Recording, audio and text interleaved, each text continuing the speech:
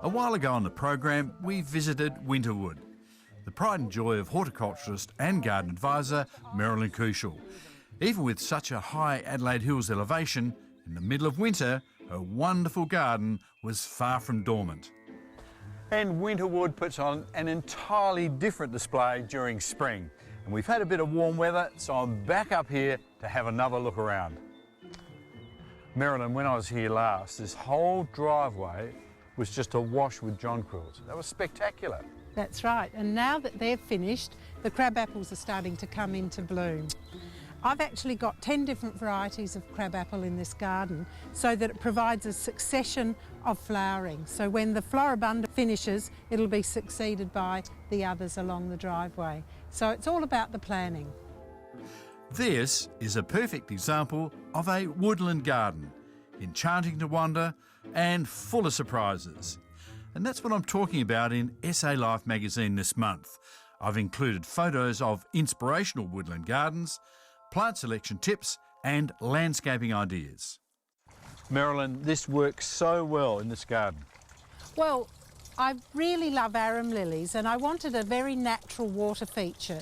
So I took some real arums to Andrew Parrish and he made up this fountain for me. And I think it's really appropriate for a woodland garden. Water, lilies, shade, trees. And I love it. It's my favourite thing in the whole garden. A woodland garden needs to be very natural, unstructured. No formal lines, no clipped hedges, just plants left to grow naturally, not over-pruned, and lots of natural pathways that wander around beneath and under the trees. What you're trying to do is recreate a little wild corner as it might occur naturally in nature. It's a key word you said then, little. It doesn't have to be a grand garden, does it? Oh no, you can create a lovely little corner in your garden. You just need a tall, shady, deciduous tree, then you need some midland plantings and then ground cover plants. It's very important to have the layers, and I think it's also very important to have a succession of plants so there's always something of interest in every season of the year. This garden bed seems to take care of itself, Marilyn. It's fairly low maintenance because most of the plants self-propagate, Michael. The bluebells increase every year and I encourage self-seeding plants like the aquiledias and the forget-me-nots. When planning a garden, give it a lot of thought to your feature tree. It is so important to get it right. This tree is over 60 years old. It's a strategic tree in this garden. It's an arbutus or Irish strawberry. And look at that wonderful trunk. It is just a glorious tree, not only for shade, but just to look at. This is a tree that not only grows well here in the Adelaide Hills, it's drought tolerant, so it loves growing on the Adelaide Plains. And you know what? It's one of my very, very favourite trees.